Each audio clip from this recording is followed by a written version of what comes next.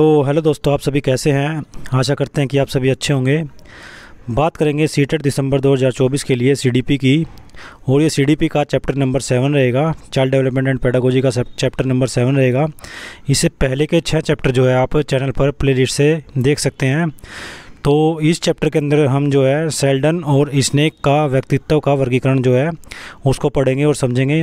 Most important topic रहेगा पिछले topics की तरीके से ही, क्योंकि इससे भी जो है सीटेट और अदर टीचिंग एग्ज़ाम के अंदर काफ़ी ज़्यादा क्वेश्चन जो है पूछे जाते हैं। तो ध्यान से देखेंगे और इसको समझेंगे। साथ में सीटेट और अदर टीचिंग एग्ज़ाम की तैयारी के लिए चैनल को सब्सक्राइब ज़रूर करें। तो चलिए शुरू करते हैं सेल्डन और स्नेक का व्यक्तित्व का वर्गीकरण। तो सबसे पहले हम बात करते हैं व्यक्तित्व को विभिन्न तरीक़ों से क्या है कि वर्गीकृत किया जा सकता है, और व्यक्तित्व लक्षणों को समझने और वर्गीकृत करने के लिए मनोवैज्ञानिकों द्वारा विभिन्न सिद्धांत और मॉडल प्रस्तावित किए गए हैं। यहाँ व्यक्तित्व के कुछ सामान्य रूप से उपयोग किए जाने वाले वर्गीकरण दिए गए हैं, जिसमें सेल्डन और स्नेक का जो है व्यक्तित्व का वर्गीकरण हम पढ़ेंगे और समझेंगे।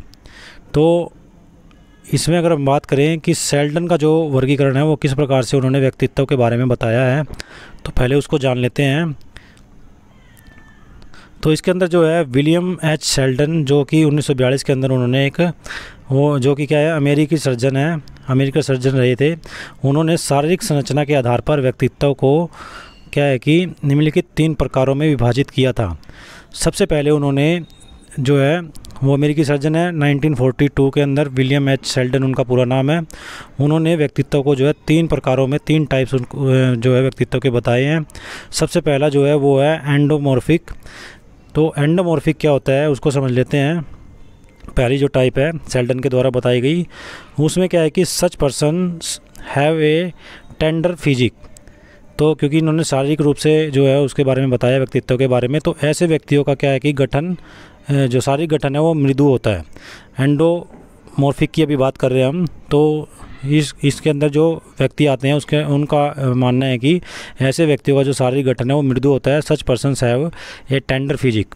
उसके बाद in appearance they look fat and plump, दिखने में वो मोटे और स्थूल होते हैं। उसके बाद थर्ड पॉइंट इसके अंदर एंडोमॉर्फिक के अंदर आएगा, they have a highly developed viscera but weak somatic structure. So उनके पास क्या है कि एक उच्च विकसित चिपचिपा लेकिन कमज़ोर दैहिक संरचना होती है। ये एंडोमॉर्फिक की बात हो रही है, जिसमें वो विसरा बट वीक सोमेटिक स्ट्रक्चर के जो है बने होते हैं। इस तरीके की उनकी क्या है कि दैहिक जो अक्षमता होती है, शारीरिक जो गठन होता है इस तरीके का होता है, विकसित चिपचिपा लेकिन कमज़ोर दैहिक संरचना उनकी होती है। उसके बाद they are not very energetic, मतलब कि वे बहुत ज़्यादा ऊर्जावान नहीं होते हैं। उसके बाद इसके कुछ और पॉइंट भी है एंडोमॉर्फिक के सेल्डन के द्वारा जो बताए गए हैं। तो उसमें they are easy going and like relaxing. So वे सरल होते हैं और आराम करना पसंद करते हैं। और लास्ट पॉइंट एंडोमॉर्फिक का सेल्डन ने बताया है वो है दे आर वेरी सोशिएबल। सो वे बहुत ही मिलनसार होते हैं, ऐसा सेल्डन का मानना था। ये एंडोमॉर्फिक के बारे में है। उसके बाद नेक्स्ट जो है दूसरी टाइप जो उन्होंने बताई है वो है मेसोमॉर्फिक। तो मेसोमॉर्फिक को भी जान लेते हैं, मेसोमॉर्फिक के क्या गुण रहेंगे, तो उसके अंदर कौन कौन से जो है व्यक्ति आएंगे। तो mesomorphic persons are physically strong, balanced, secular and energetic. ये सारी जो विशेषताएं हैं मेसोमॉर्फिक के अंदर आएंगी। सो जो मेसोमॉर्फिक व्यक्ति है वो शारीरिक रूप से मजबूत, संतुलित और ऊर्जावान होते हैं। उसके बाद they have a strong physique and sound health and agile, यानी कि उनके पास एक मजबूत काया होती है मेसोमॉर्फिक के पास, और ध्वनि स्वास्थ्य होता है, और साथ में वे चुस्त भी होते हैं। उसके बाद लास्ट पॉइंट जो इसके अंदर लिया गया है मेसोमॉर्फिक का वो है such peoples are courageous, active and brave, मतलब कि ऐसे लोग साहसी, सक्रिय और बहादुर भी होते हैं। तो ये है दूसरी टाइप मेसोमॉर्फिक जो कि सेल्डन ने बताई है। नेक्स्ट जो टाइप है वो है एक्टोमॉर्फिक। सो एक्टोमॉर्फिक को भी हम जो है जान लेते हैं।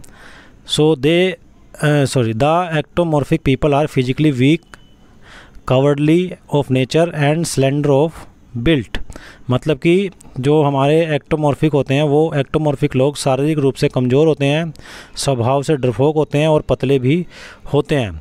उसके बाद जो इनकी हड्डियों के बारे में बताया गया कि their bones are thin and weak, मतलब कि उनकी हड्डियाँ पतली और कमज़ोर होती है। ये एक्टोमॉर्फिक जो फिजिक वाले होते हैं उनके बारे में बताया गया है कि जो एक्टोमॉर्फिक टाइप जो होती है उनके बारे में बताया गया है कि उनकी हड्डियाँ पतली और कमज़ोर होती है। नेक्स्ट जो पॉइंट है वो है हमारा, और ये हर पॉइंट जो है मोस्ट इम्पोर्टेंट है, तो इसको आप बिल्कुल ध्यान से समझ के चलें, क्योंकि किसी भी पॉइंट से जो है वो क्वेश्चन, और किसी पेपर में आप उठा कर देख लें, कोई ना कोई क्वेश्चन इन तीनों टाइप्स में से आपको ज़रूर मिलेगा। सो तीनों टाइप्स के जितने भी पॉइंट है वो इम्पोर्टेंट है, इसको ध्यान से आप समझेंगे। उसके बाद क्या है कि उनकी हड्डियाँ पतली और कमज़ोर होती है। उसके बाद they are tall but lack energy, मतलब कि वे बहुत लंबे होते हैं लेकिन उनकी एनर्जी, उनकी जो ऊर्जा है वो बहुत कम होती है। उसके बाद नेक्स्ट पॉइंट जो इसका है एक्टोमॉर्फिक का, तो इसके अंदर क्या है कि वे दे आर पेविस ऑफ नेचर, मतलब कि वे स्वभाव में क्या होते हैं, चिड़चिड़े होते हैं। और लास्ट पॉइंट इसके अंदर है सच एक्टोमॉर्फिक जो है peoples are pessimistic, unsocial and recluse. इस तरह के जो एक्टोमॉर्फिक लोग होते हैं वो निराशावादी, असामाजिक और सन्यासी होते हैं। तो ये उसकी तीसरी टाइप है जो सेल्डन ने बताई है। तीनों टाइप्स को मैं दोबारा एक बार बता देता हूँ। फर्स्ट टाइप जो है उन्होंने बताई है, फर्स्ट टाइप आपकी रहेगी एंडोमॉर्फिक। एंडोमॉर्फिक की विशेषताएं हमने देखी कि कौन से व्यक्ति उसमें आते हैं। उसके बाद मेसोमॉर्फिक की विशेषताएं देखी सेकंड टाइप, और थर्ड टाइप हमारी एक्टोमॉर्फिक की विशेषताएं हमने देखी। तो आपको पहचान करना होता है, एग्जाम के अंदर इस तरीके के क्वेश्चन आते हैं कि वो व्यक्ति किस विशेषता के अंतर्गत आता है। तो सेल्डन ने 3 विशेषताएँ बताई है, वो तीनों विशेषताओं को आप ध्यान से समझेंगे। उसके बाद आता है स्नेक का वर्गीकरण, स्नेक क्लासिफिकेशन। सो स्नेक क्लासिफिकेशन को हम समझते हैं। एच.जे. स्नेक जो है उन्होंने 1964, वो एक अंग्रेजी मनोवैज्ञानिक थे। उन्होंने कहा था कि व्यक्तित्व किसी व्यक्ति के चरित्र, स्वभाव, बुद्धि और काया का अधिक या कम स्थिर और स्थायी संगठन होता है, जो पर्यावरण के लिए उसके अद्वितीय समायोजन को निर्धारित करता है। उसके साथ साथ उन्होंने बताया था कि स्नेक ने कि व्यक्तित्व को मानव व्यवहार के आयाम पर अपने वर्गीकरण को 4 प्रकारों में वर्गीकृत किया जा सकता है। मतलब व्यक्तित्व को उन्होंने 4 प्रकारों में क्या है कि डिवाइड कर दिया। ये स्नेक का कहना था कि 1964 के अंदर, वो अंग्रेजी मनोवैज्ञानिक रहे हैं, 1964 के अंदर उन्होंने बताया था व्यक्तित्व क्या है कि किसी व्यक्ति के चरित्र, स्वभाव, बुद्धि और काया का अधिक या कम स्थिर और स्थायी संगठन होता है, जो पर्यावरण के लिए उसके अद्वितीय समायोजन को निर्धारित करता है। और स्नेक ये मानते थे कि व्यक्तित्व को मानव व्यवहार आयाम पर अपने वर्गीकरण को 4 प्रकारों में उन्होंने विभाजित किया है। ये चारों ही जो प्रकार है वो मोस्ट इम्पोर्टेंट है, तो इनको भी आप ध्यान से समझेंगे, क्योंकि या सेल्डन या स्नेक के जो है आपके क्वेश्चन एग्ज़ाम में ज़रूर देखने को मिलेंगे।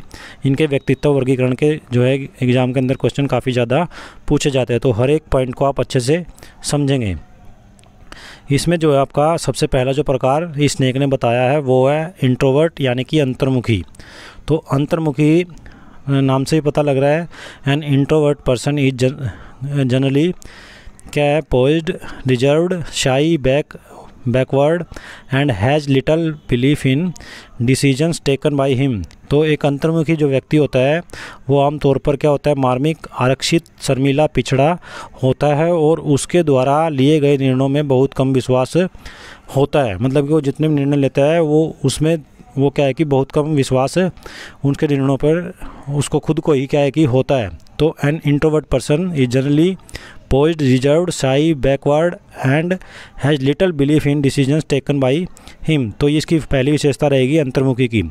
दूसरी विशेषता, he lacks interest in the outside activities, is not prone to making friends with others. उनके पास जो है बाहर की गतिविधियों में रुचि नहीं है और दूसरों के साथ दोस्ती करने के लिए प्रवृत्त नहीं होते हैं ये, क्योंकि इंट्रोवर्ट होते हैं तो अकेले रहना ही पसंद करते हैं, इसलिए उनके पास बाहरी गतिविधियों में कोई रुचि नहीं रखते वो लोग, इस तरीके के व्यक्ति। और दूसरों के साथ दोस्ती करने के लिए वो प्रवृत्त नहीं होते हैं। कोई आके उनसे दोस्ती करे तो वो अलग बात है, लेकिन वो खुद दोस्ती करने के इच्छुक नहीं होते हैं।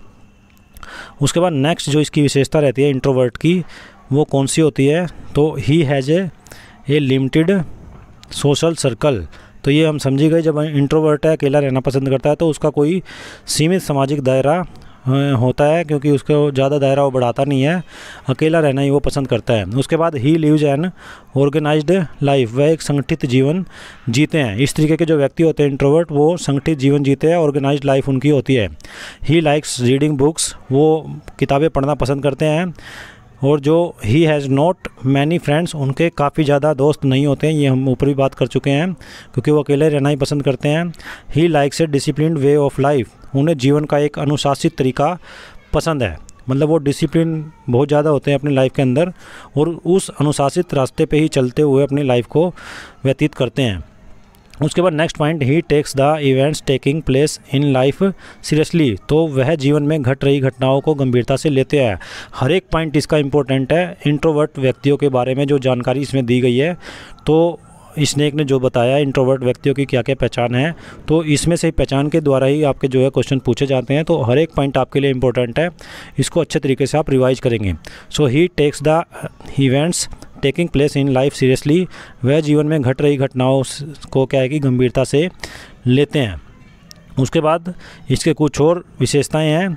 सो इसमें क्या कौन सी विशेषताएं आएंगी, he has full control over his feelings, उनका अपनी भावनाओं पर पूरा नियंत्रण होता है। आप जितनी भी उनके भावनाएं होती है उनके ऊपर इंट्रोवर्ट्स जो लोग होते हैं उनका पूरी तरीके से नियंत्रण होता है, ऐसा स्नेक ने बताया है।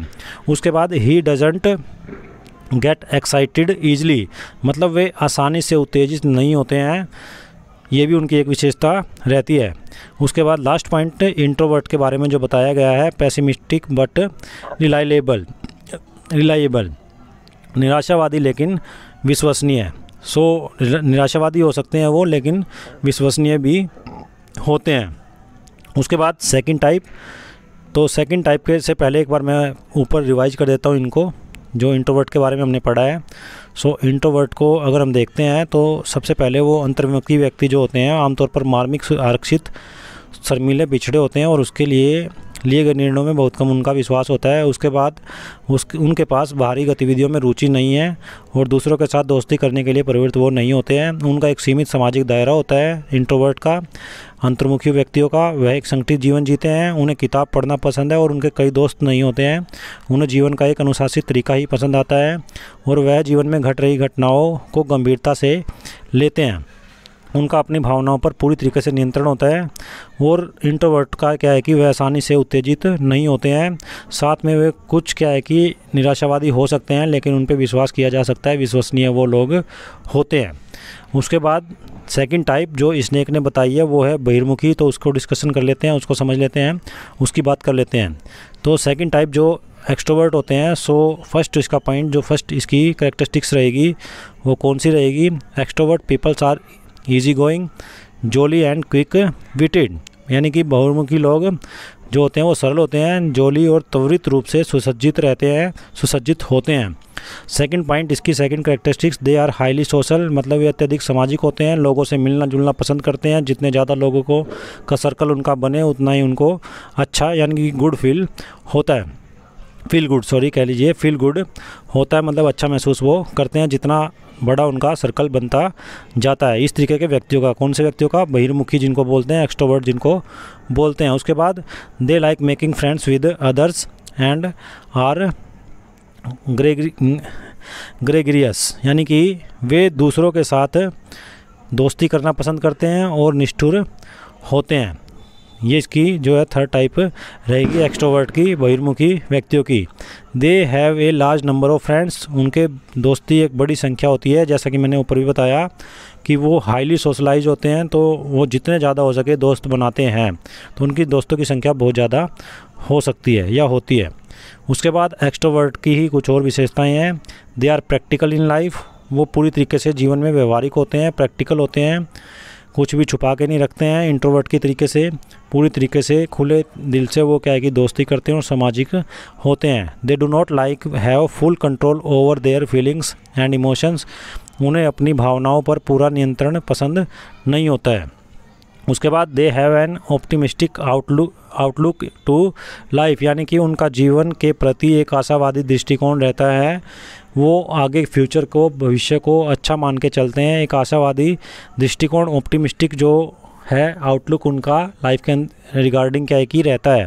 उसके बाद दे आर नॉट रिलायबल, यानी कि वे विश्वसनीय नहीं होते हैं, जैसा कि इंट्रोवर्ट होते हैं, मतलब कि इनके ऊपर ज़्यादा विश्वास जो है नहीं किया जा सकता है। हालांकि विश्वसनीय होते हैं लेकिन पूरी तरीके से विश्वसनीय ये नहीं होते हैं। उसके बाद लास्ट एक पॉइंट इसमें, such people live by one single principle, laugh be merry, मतलब कि ऐसे लोग एक ही सिद्धांत से जीते हैं और वो है हंसने के सिद्धांत पे हंसते हुए अपनी लाइफ को क्या है कि स्पेंड करते हैं। कौन से? एक्सट्रोवर्ट लोग। तो ये कुछ पॉइंट्स थे एक्सट्रोवर्ट के जो कि मोस्ट इंपॉर्टेंट थे। हर पॉइंट का कोई ना कोई क्वेश्चन आपको एग्जाम में मिल सकता है, एक्सट्रोवर्ट का या इंट्रोवर्ट का। उस करैक्टरिस्टिक्स आपसे पूछी जा सकती है, उस करैक्टरिस्टिक्स के हिसाब से आपको पहचानना है कि ये इंट्रोवर्ट में आता है, एक्सट्रोवर्ट में आता है, न्यूरोटिक में आता है या और जो टाइप है उसके अंदर आता है।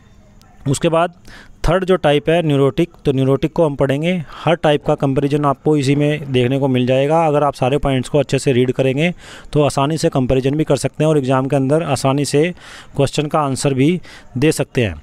सो न्यूरोटिक जो पीपल होते हैं, neurotic persons is unable to satisfy his needs for wants of affection, security and self respect. So एक न्यूरोटिक व्यक्ति जो होता है वो स्नेह, सुरक्षा और आत्मसम्मान के लिए अपनी ज़रूरतों को पूरा करने में असमर्थ होता है। उसके बाद सेकंड इसकी जो करैक्टरिस्टिक्स है वो है न्यूरोटिक की, he can not free himself from the feeling of anxiety and guilt, मतलब वह चिंता और अपराध बोध की भावनाओं से खुद को मुक्त नहीं कर पाते हैं या कर सकते हैं। ऐसा न्यूरोटिक व्यक्तियों के अंदर विशेषता रहती है। उसके बाद न्यूरोटिक व्यक्तियों की कुछ और विशेषताएं हैं तो उनको ऊपर भी नज़र मार लेते हैं, उनको भी ध्यान में रख लेते हैं। So he makes efforts to secure himself from these feelings, वह इन भावनाओं को खुद को सुरक्षित करने के लिए प्रयास करता है।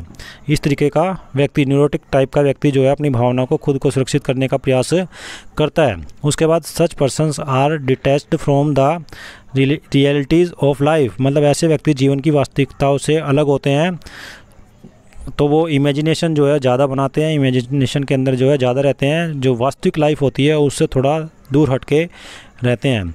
उसके बाद न्यूरोटिक जो पर्सन्स होते हैं, neurotic persons can not adjust to the circumstances of life, मतलब एक न्यूरोटिक जो व्यक्ति होता है वो जीवन की परिस्थितियों को समायोजित नहीं कर सकता है क्योंकि वो ज़्यादातर क्या है कि इमेजिनेशन के अंदर जीता है। उसके बाद न्यूरोटिक की अगली विशेषता है वो है इमोशनली अनस्टेबल, मतलब कि भावनात्मक रूप से वो असंतुलित भी होते हैं। उसके बाद इसमें जो नेक्स्ट कुछ और विशेषताएं हैं न्यूरोटिक की, सो उनको भी देख लेते हैं, समझ लेते हैं। हर पॉइंट आपको अच्छे तरीके से अपने नोट डाउन कर लें और नोट डाउन के हिसाब से ही कंपैरिजन करते हुए आप उसको याद करें ताकि एग्ज़ाम में आपका क्वेश्चन गलत ना हो सके। So they feel unable to adjust due to mental conflicts, ये किसके बारे में बताया? न्यूरोटिक्स के बारे में बताया। सो वे मानसिक उलझनों के कारण समायोजित होने में असमर्थ महसूस करते हैं न्यूरोटिक पर्सन। उसके बाद एक्सेसिवली सेंसिटिव एंड वरीड, अत्यधिक संवेदनशील और चिंतित, ये इस तरीके के व्यक्ति जो है रहते हैं, न्यूरोटिक टाइप के व्यक्ति रहते हैं। So a petty stressful situation makes them lose heart, एक शुद्ध तनावपूर्ण स्थिति उन्हें दिल से कमज़ोर कर देती है।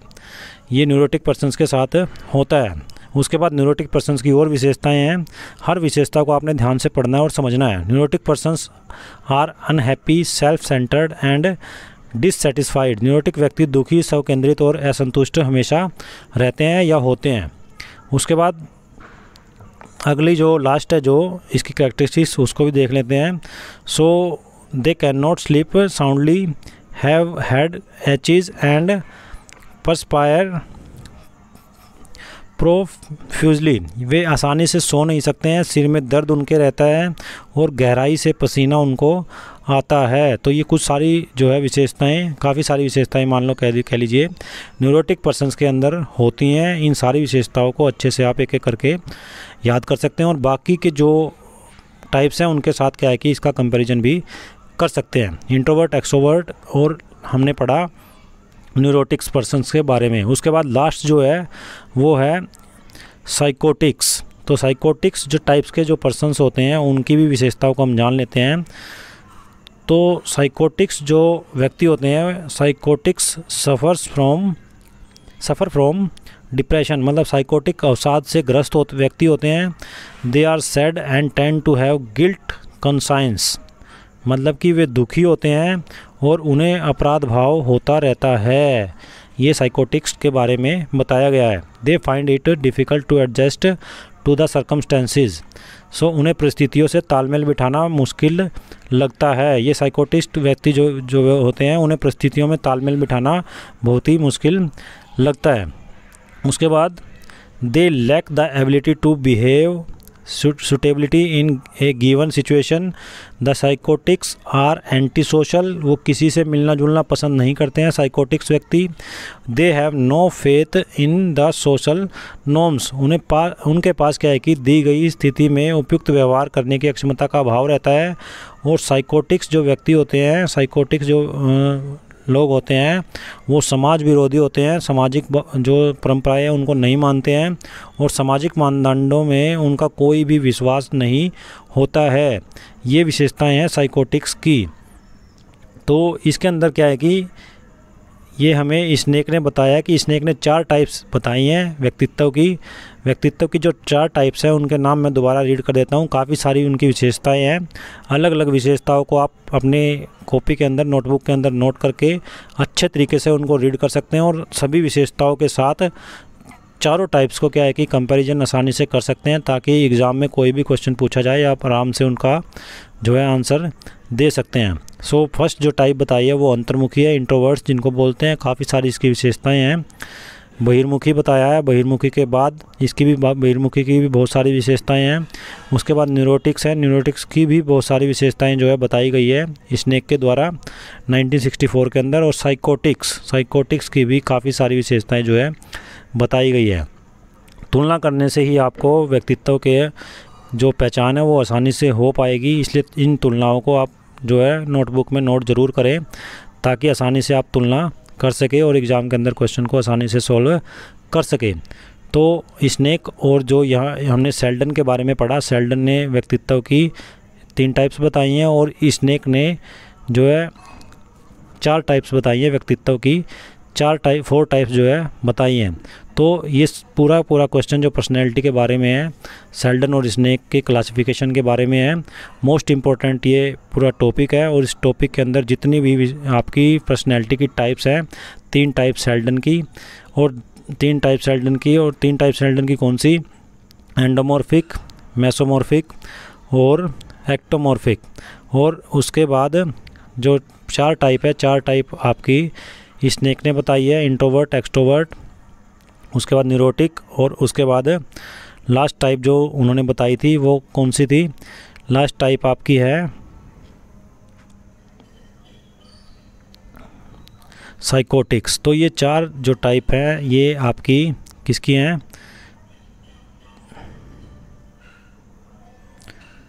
4 टाइप जो है वो बताई हैं स्नेक ने।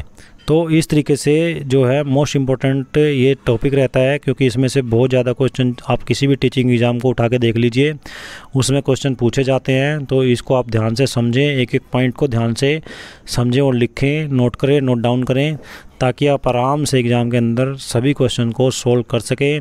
इससे पहले के जो 6 चैप्टर है वो भी आपको हमारे चैनल के ऊपर जो है प्लेलिस्ट में देखने को मिल जाएंगे, तो वहाँ से उन चैप्टर्स को भी आप कवर कर सकते हैं और अपनी CDP को अच्छे तरीके से तैयारी करके सोल्व कर सकते हैं। तो इस वीडियो को ज़्यादा से ज़्यादा लाइक कीजिए एंड शेयर कीजिए। साथ में CTET और अदर टीचिंग एग्ज़ाम की तैयारी के लिए चैनल को सब्सक्राइब करें। धन्यवाद।